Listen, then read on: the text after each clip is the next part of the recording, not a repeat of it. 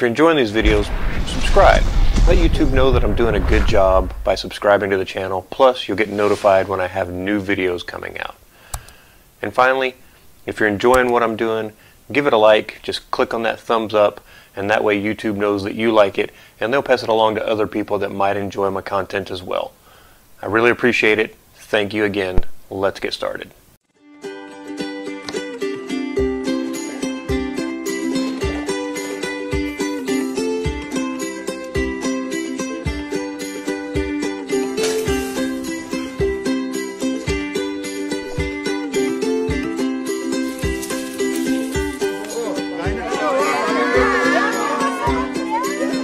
Iba't ibang luto, Pinoy ang puso.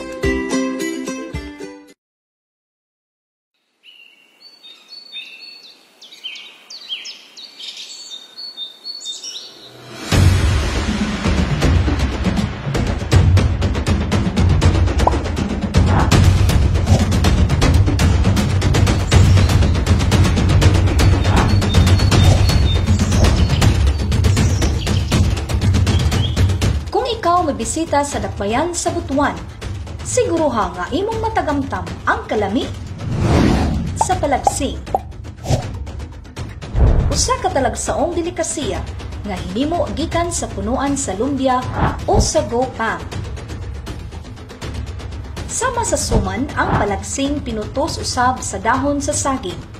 Apan sa lami, dinhi sila naglahi, mao nga kinahanglan gayong sulayan sa mga mahiligon ug kakanin ug malagkit.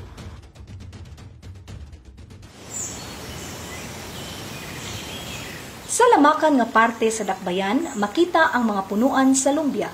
Sa layo, daw sama lang kini sa punuan sa lubi. Apan mas gamay kini. Kita mo, ya, kusog sa mga anak-anak.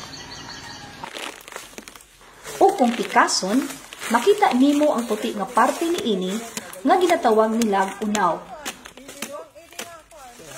Ang unaw o harina sa lumbia nagagikan sa lawas sa maong punuan nga niagi og mga proseso hangtod kini sama nakapino sa pulbos. Ang barangay Bubon, usa sa mga nagunang barangay sa dakbayan, diin daghang lumbia ang nagatubo.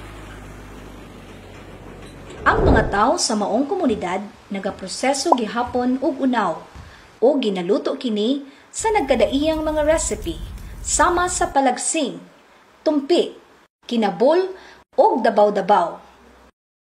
Sinang Ditas Humadas lumulupyo sa barangay Bubon og presidente sa Rural Improvement Club. Nakaabot na sa nagalain-laing mga dapit tungod lang sa iyang kahanas sa pagluto og palagsing ug uban pang mga pamaagi gamit ang unaw. Iyang mga ginikanan mao ang nagtudlo kaniya mahitungod sa unaw. Ug nagpasabot sa kabililhon niini alang sa mga gigutom nga mga kabus, labi na kaniadtong panahon sa gyera. Ang unaw gikan gid punuan hong lumbia. Ining lumbia murag parehas siya hong nipa nga pagasibiton ga atop hong bahay.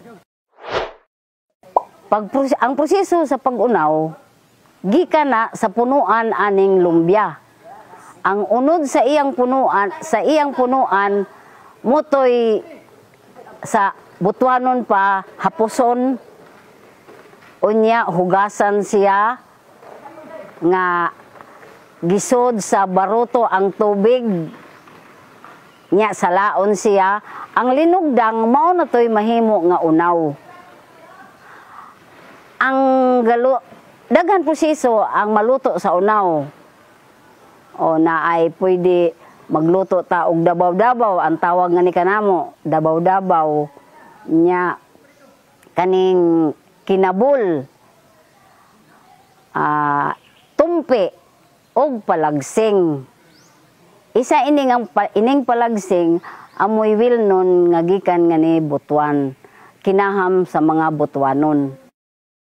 Alang sa mga Butuanon, ang unaw usa ka bililhon nga pagkaon, dili lamang tungod kay kabilin kini sa mga katigulangan, apan tungod usab kay sama kini sa usa ka diamante nga talagsaon rang makita o kinahanglang haguan aron makuha. Ang lumbia Mutubo sa hilit ug tubigon nga lugar, diin lisod kining maabot sa tao o mabira sa kabaw. Maayo na lang, kay sa adlaw nga niadto ang taga-ATI sa Barangay Bubon, adunay nakita ang grupo ni Nang Litas nga usa ka punuan nga may tulo lamang kagatos ka metros ang gilayon sa ilang balay. Ang kahoy nagbarog taliwala sa mga palma. Mga 20 kape ang gitason ug wala pa sa 3 kape ang diametro. Ang mga kasikbit nga lugar gikuhaan og mga sagbot ug sanga-sanga ug gilimpyuhan ang lawas niini una kini giputol o gipatumba.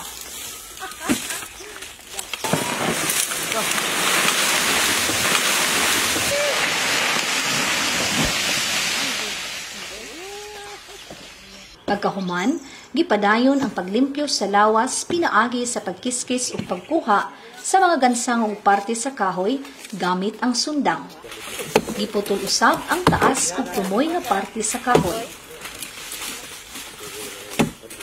Alang sa sayon na pagbalhin sa kahoy, kinahanglan kining pikason gamit ang suay o stick nga adunay hait nga ngilit. Dinhi na makita ang puti nga sulod niini.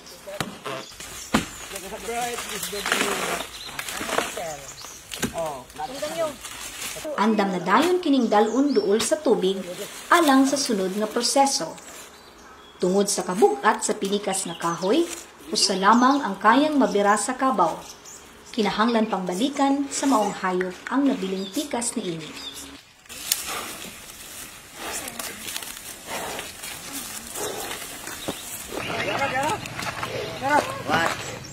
Pagkahuman, kuhaon ang puti nga bahin gamit ang hapos. Usa kini kabawg nga kahoy nga adunay puthaw sa tumoy. Mukabat og 3 ka tawo ang gikinahanglan aron mahuman ang paghapos sulod sa usa ka adlaw. Samtang ang ubang trabahante nagahapos, aduna usab taga-kolekta, taga-hugas ug taga-sala. Subay sa tradisyon sa mga Butuanon, ang pagsala ginabuhat sa baruto. Tungod kay kaniadto, wala pa may mga dagkong laton nga pwedeng butangan sa unaw. Samtang ginabubuan kini og tubig sulod sa mga gisapaw-sapaw nga salaan, daghang bahin sa materyales ang nagpabilin sa ibabaw. Ang nakolektang tubig mamahimong kolor pula. Ang nilugdang nga parte niini usa ka humok, pino ug puti nga matang nga gitawag nga unaw. Pagkahuman, hinay-hinay nga pahubsan ang tubig alang sa pagkolekta ug pagpauga niini.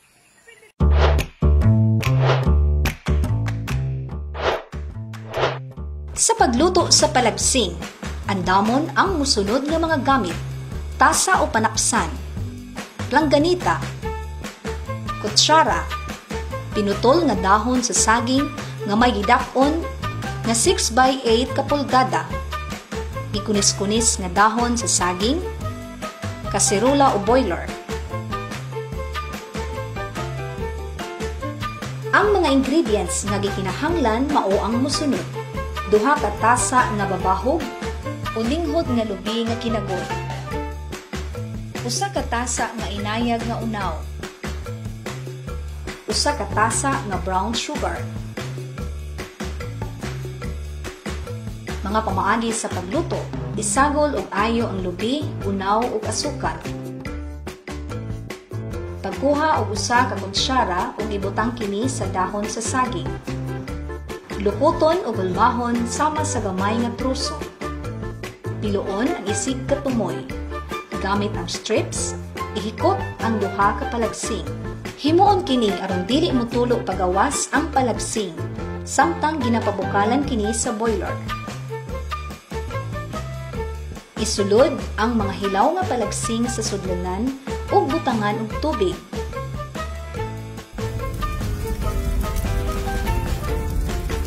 Ipabukal sulod sa 30 ka minuto.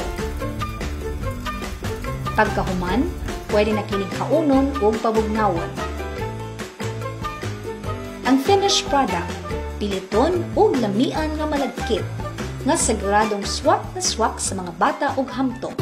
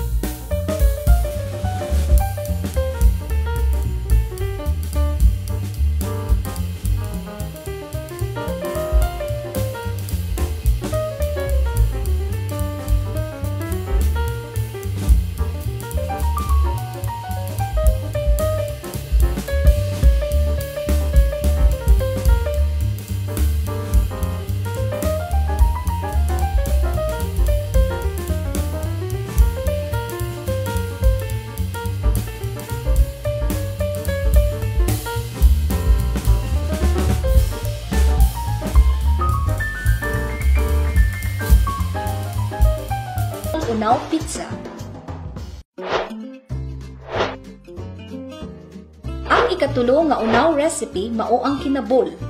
Mas sayon kining lutuon tungod kay ang ingredients ni ini mao lang ang inayag nga unaw.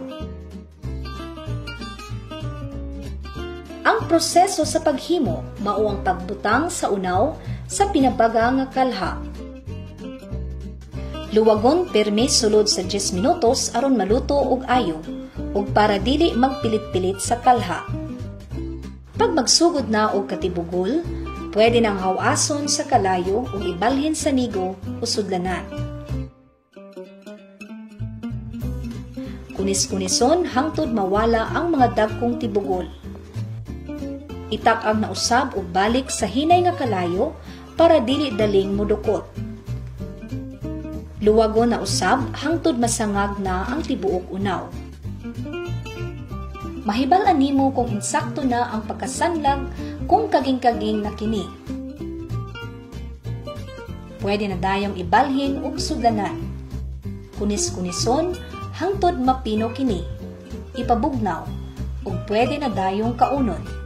Ginasagol usab ang kinabol sa binignit ug pwede usab kining itusno sa saging. Ang kinabulpod, mao amo ini ang gi kaon hong mga tao hadtong panahon sa gira. Kay ining kinabul pwede ni siya dili ni siya madaot bisan unsa kadugay isud lang nimo hong lata hong sa unang panahon gisud nila hong lata hong biskwit. Mo kuno to ilang daladalahon kuno kung asa sila makamudagan kay gilakag kuno sila ng mga hapon ngadto sila punuan ng mga baliti ng tago pwede ra to nila kanon bisan kadto ra kay makabusog pud ni siya murag giisip nga kung sa in English pa staple food nga ni sa mga Butuanon puli sa bugas o kanon.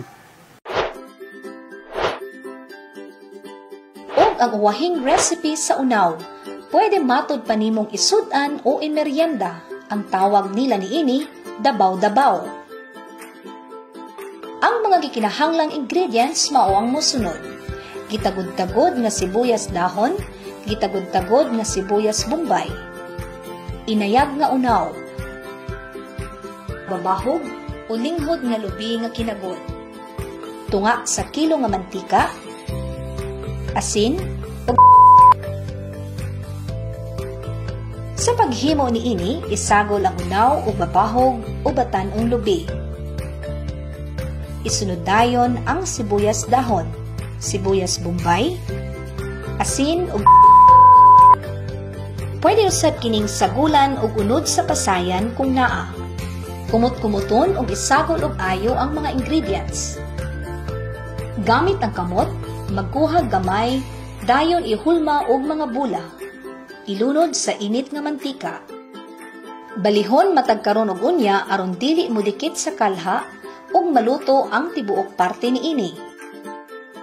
Kung color brown na kini, pwede nang hawason sa mantika ug ibalhin sa plato. Mao kini ang dabaw-dabaw, Butuan's very own unaw balls. Ang itsura sama sa bula-bula, pero pagkaon, butsi ang lasa. Ang mga recipes sa unaw, usa ka bililhong kabilin sa atong mga katigulangan, tinggera man o tingmeryenda. Kini nga malagkit, kinahanglang ibiling nakapikit sa atong tradisyon o kultura. Busa sa imong sunod nga pagbisita sa dakbayan, sulayi og tagang tama kini.